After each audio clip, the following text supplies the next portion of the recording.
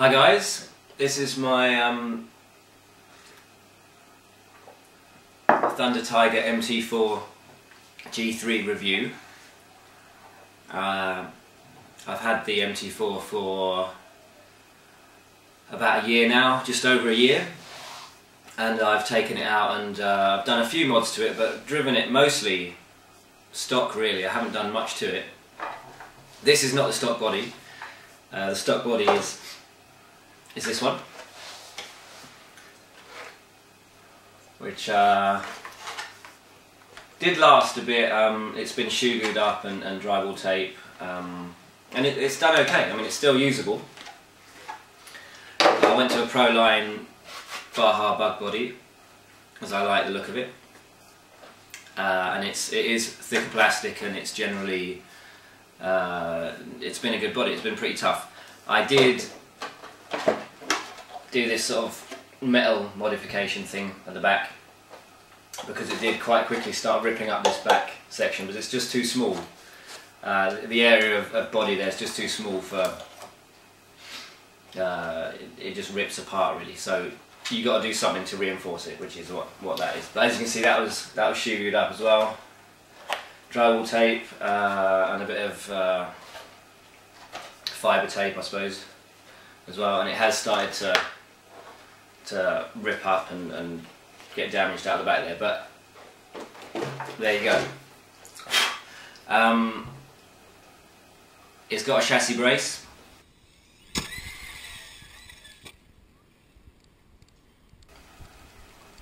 On it, which actually, with it mounted up high up here, this rod, you wouldn't get the standard body on because the bed would hit this. So that works fine on the Baja bug body, but not on a truck body. You'd have to have this rod mounted underneath here. But the MT4 comes with this cover here, and to get it on and off, I just wanted it quite high up, so that's what I did. So this is a close-up without the top tray attached. You've got these 4 levers here, and then the tray goes on top.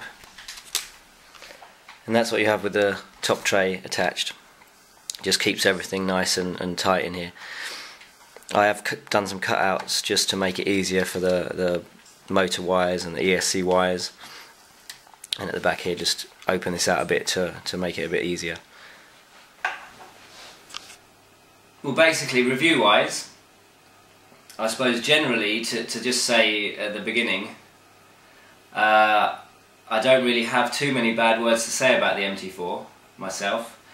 Like all RC cars and about everything, it's all opinion, so you know, my opinion may not be the same as others, you know, but as far as my experience goes, in a year of using it, obviously not all the time, but whenever I can, I've used it in sand, I've used it on the beach, mostly grass, I suppose, sort of short grass with a big ramp and stuff like that, backflips, double backflips.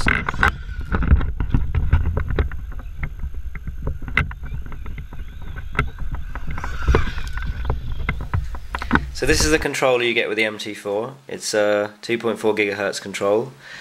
You've got on-off button at the side.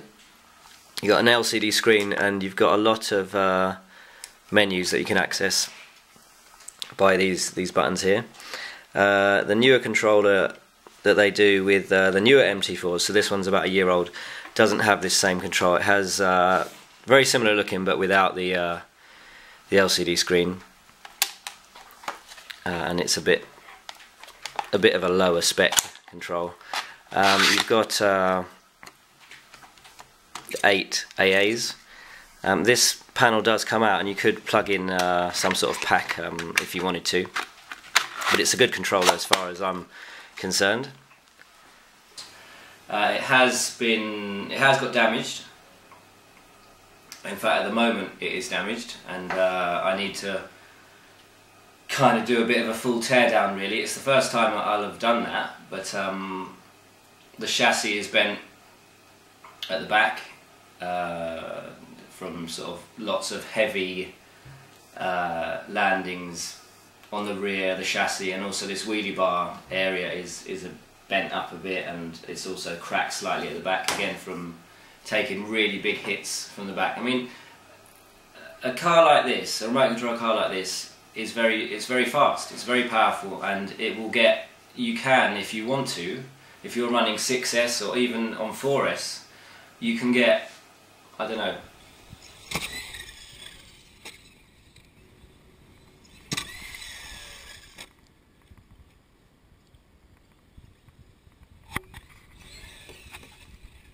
you can get 5 meters up in the air. You can do jumps of maybe 15 meters, 20 meters, 50 feet, or whatever you sort of like to use. And if you're not going to land on its wheels, if you're going to land it on the back or on the front or whatever, on the side, on one of these wheels, instead of 4 wheels, you're likely to break something. Now,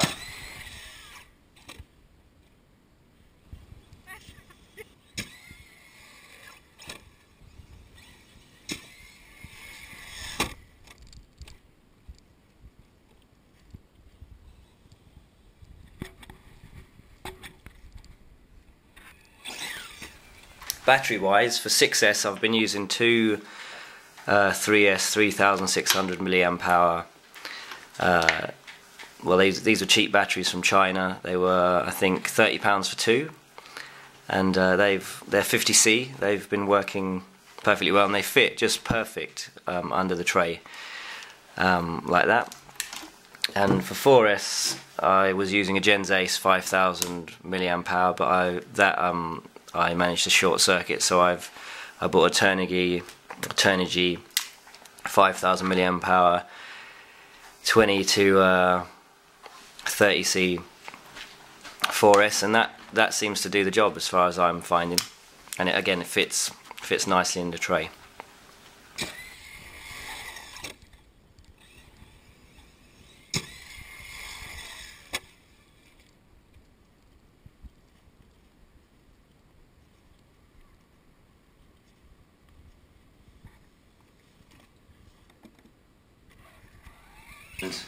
I haven't personally broken an A-arm, so any of these arms, and I haven't broken, well, anything really, or particularly. I've broken some parts that I would say are sort of minor parts, really. As you can see at the moment, this wheel is hanging off, or this arm is hanging off, as I've broken the. Well, you can check my other videos. You'll see almost sort of nearly all the runs I've done with this are on video. So there's a lot of videos, too many probably, or my wife thinks too many. That's for sure.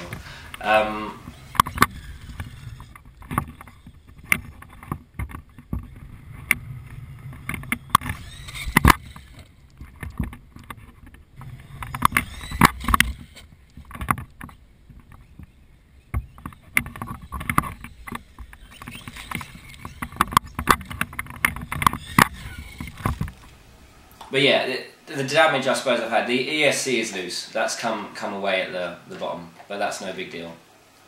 I've broken a lower inner hinge pin at the front, which was from a big, I didn't get that on video, but that was a big high jump basically, and just landed slap on that side.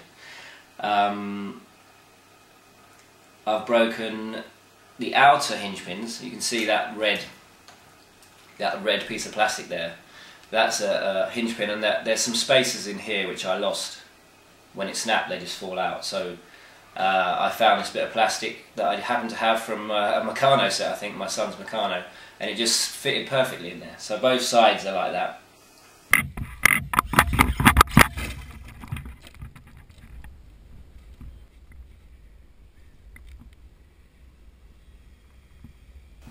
I think both of these are still the stock hinge pins that I replaced. Just got 2 stock hinge pins. I did make up some new hinge pins out of some drill metal, just for blank drill bits, but I've not used them yet. So I've broken 2 of those, 1 on each side. One in the front, which I replaced with a HPI pin, which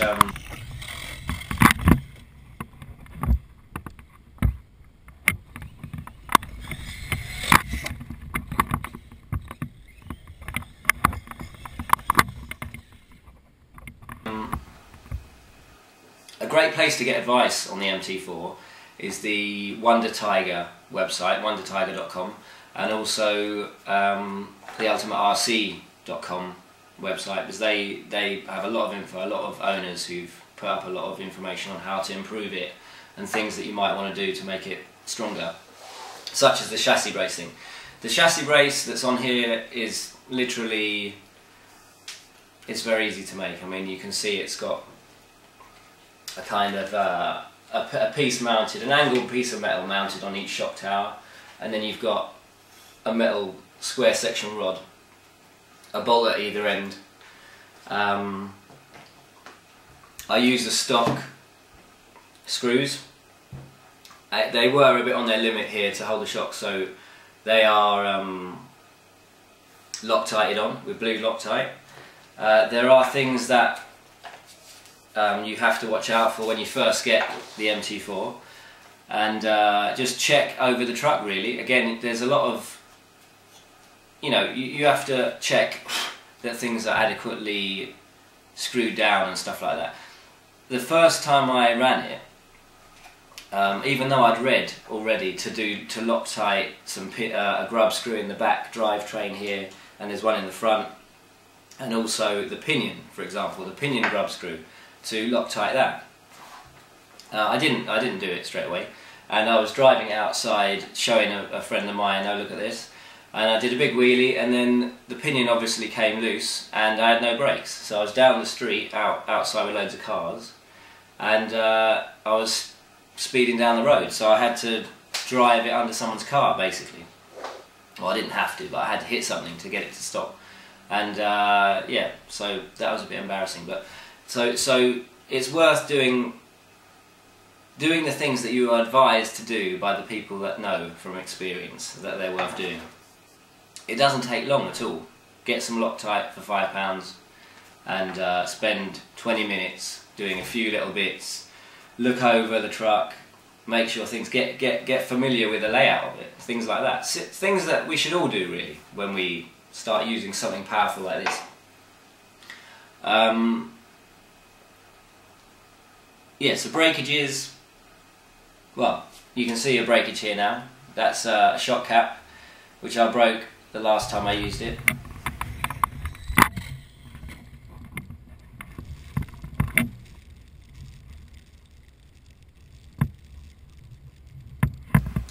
Which there's a video of.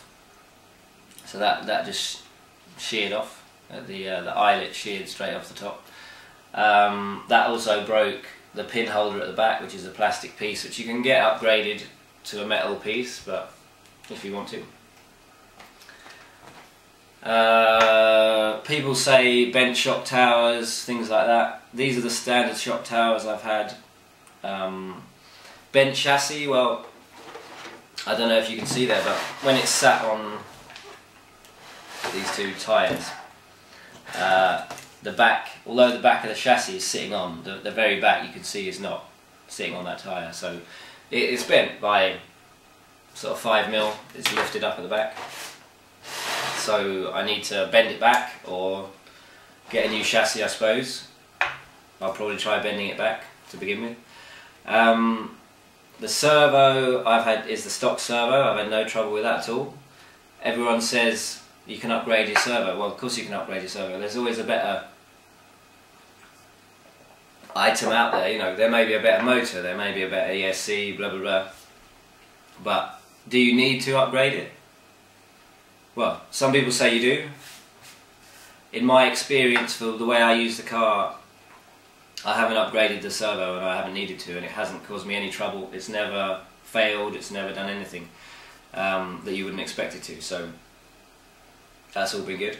I did replace the diff internals of the centre diff because they were clicking, and there is a bit of clicking going on now again from, I suppose, the last few times of using it. Maybe, well, the last sort of 5-6 runs have all been 6S runs, and until the bending the chassis jumps, which you'll see on other videos of mine if you want to look,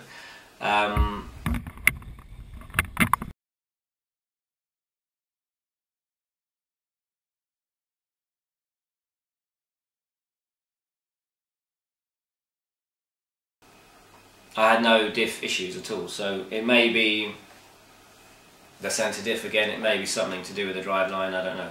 But there's a bit of clicking going on.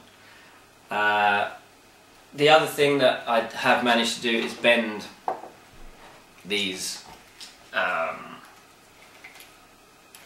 rear drive shafts. So that one's bent, I don't know if you can see,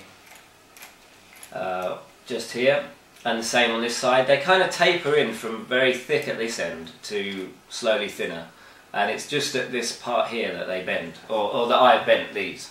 Again, I think I can see in the video from how I bent them, because I had some massive landings. Maybe I was trying a triple backflip or a double backflip, and I just landed smash on this side.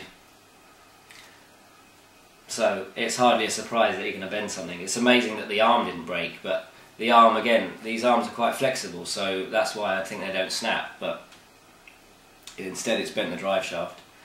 The wheels, by the way, that are on, they're not on properly, so if you're wondering why they're wobbling about, that's why. I tried these tyres. Again, there's videos of it with these, so in comparison to the stock wheel, they're a bit smaller, they're the same width. You know, I found the tyres on it, stock, are great, in my opinion, and in most people's opinion, but the smaller tyres make it a little bit more nimble, the smaller wheels, a little bit more nimble. I think they're slightly more offset, so it makes it slightly wider. You'll get, you know, more responsive turning, and I was doing double backflips off the ramp I've got with those wheels, so these do give more in-air movement, but sometimes you might not want that much movement because it does react quite strongly to throttle inputs, brakes, when it's up in the air and jumping. So if you want to go for a triple backflip or something, then these are very good, but if you want maybe a little less response, the smaller wheel has less effect. So I found them really good. They're Proline, what are they? They're Proline Max Mulchers. They're 3.32 by 5.92 inches, I guess. And yeah, they were good. I got them second hand, so they were cheap. Anyway, back to the MT4. Like anything like this, there are issues that you can improve. For the price, I was looking at maybe getting a brushless E-Revo or a HPI Savage Flux, Emax. I don't think so. From what the brushless edition, from what I've read, I'm glad I didn't go that way, because I don't think it's very as durable, but that's all opinion, of course. Here in England, these are sort of £350-ish. A brushless E-Revo is maybe £700 now. So that's, you know, it's double the price, or £600, £700, double the price-ish. HPI Savage Flux is, I think, £550 or something like that. The Rival, there's a new Rival, their team associated Rival, which is £500. So when you think you're saving £150 or around that, even for a Rival, maybe more, 200 or more, for similar kind of performance, for me there was no contest. After hearing all the good information about it, there was just no contest in buying something else.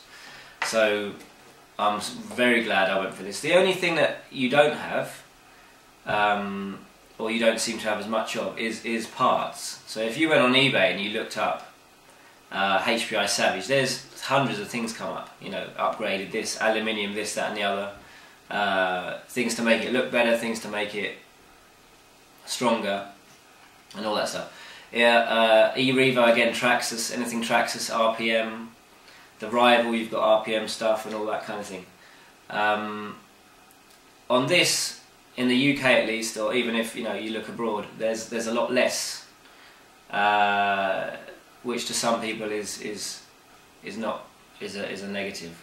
But I think the reason for that is it just doesn't really need it. So you know, if someone's not going to break any A-arms like I haven't in a year, then RPM aren't going to make any A-arms, are they, for it? Because people aren't going to buy them. So I guess that's the reason why. So basically, to stop rambling on, I would recommend this, the Thunder Tiger MT4 G3 to anyone who's into remote control cars. You can turn it into a sort of a truggy or a more agile car easily. You can use it on a track. I haven't used it on a track, so I can't really comment on that, but from what other people have said, you can do that. It's got a low centre of gravity, it's easy to work on, it's so open. I mean, you take the cover off and, you know, it's all there. The drivetrain is all here, you know, you have to take off this piece, the one underneath, a plastic piece here, but you can see it all, it's all there for you to get to. So it's easy to work on, it's quite simple I think in its design. If you like jumping, it's very quick off the mark. You know, I think maybe the Savage looks like it has the edge in getting, you know, obscene power. It doesn't have a centre diff, the Savage, so all the power goes to the wheels, I suppose. Whilst this, you can get ballooning. What I did do, and what I think most people do, is put a heavier grade diff oil in the centre diff here. I've got 100k, 100,000 weight silicone oil in there, but a lot of people have put 500,000 weight, or even, you know, putty or anything to just thicken it up, like to basically lock the diff, which then has that effect of getting all the power to the wheels. Because what was happening out of the box was it would start wheeling quite easily on 4S, on 6S as well, of course. And the front would come off the ground, and then the front tyres straight away would have an easier time to rotate than the back. So all the power would go to the front tyres, and they just start ballooning up, and you wouldn't get the acceleration because the power was going nowhere. So you know, getting oil in the centre diff, a thick oil in there. Currently I've got grease in the front and back. Although I did have, when I first had the centre diff internals go, I did have 100k everywhere, front and back, and the centre. So I went to grease just to maybe give it an easier life, possibly just the drivetrain to lessen that kind of locking effect. But yeah, I would recommend it 100% to anyone who likes remote control cars, bashing, if you're a basher, even if you like a bit of racing.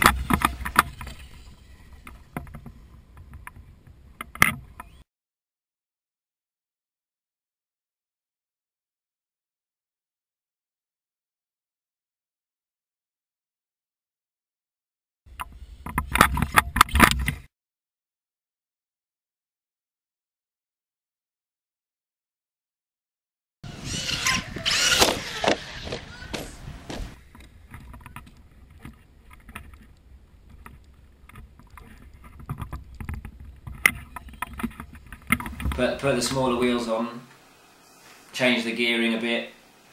You know, you can make it better. Obviously, there are better cars out money and get something more durable. You could get something like a Vorza, HPI Vorza maybe, with better shock towers, or I don't know, a low C truggy or something, and then do some mods to it to make it have a wider wheelbase and put wheels on and all that sort of thing. And you may end up with a better overall package, but you're going to end up spending, I don't know, £500, maybe more than that, you know, to convert it, and then you need to buy all the electrics and all that kind of thing. So as far as I'm concerned, for the price, I don't think you can really, I just don't think you can beat this package. If you like to bash, you like to race, you just like, well, bashing really, but if you like to use remote control cars for fun and just go out and have a play with them. £350 is a lot of money. A lot of people think that's way too much for anything like this, a toy. But I bought my Traxxas Slash, which got me back into remote control cars because of sort of reviews on it that I saw, and it seemed like a good general car. But then to realise later that I could have got this for the same price just makes the Slash seem like a little total waste of money to me, because it will not give you the same level of excitement, enjoyment as this does. My review is: get a Thunder Tiger MT4 G3 if you can afford it, and I'm sure you will enjoy it. And you know, look on the forums, look on the internet, you'll find stuff all about how to improve it, the pluses and minuses to it. For me, it's been great. I've enjoyed it. I'm not going to be selling it. You know, getting this stopped me looking at other cars. It stopped me looking at Savage Fluxes and all that, for at least for quite a long time. I did start looking recently, but I ended up getting a lossy LST2, which I'm going to convert to brushless, and then maybe I'll have some thoughts on that. That's meant to be tough and meant to be good, so I'll be able to compare it to this. I got it second hand, £120, blah blah blah. Anyway, this is the review of the MT4. It's good, get one. Thanks everyone.